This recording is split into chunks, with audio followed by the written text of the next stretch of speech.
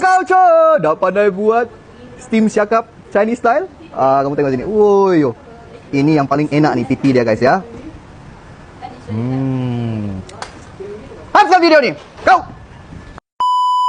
Okey, pertama kita sediakan siakap yang kita beli di pasar. Tengok matanya masih berkilat lagi guys ya. So lepas tu kita cuci dulu.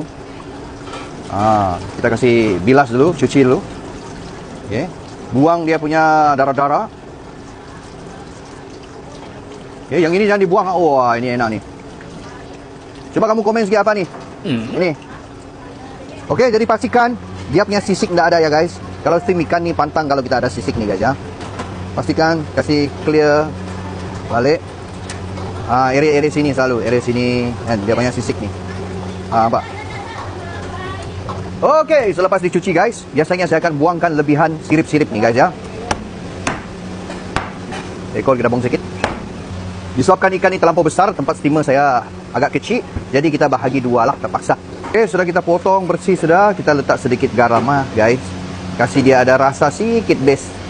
Dia punya base. Luar dalam. Kita kasih sikit dulu garamnya. Dan dua tempat untuk steamnya guys ya. Kita letak sedikit halia di bawahnya. Daun bawang. Minyak bijan. Okey.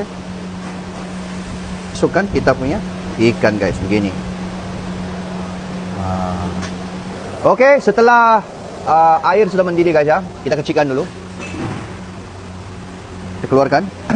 Kita masukkan ikan kita.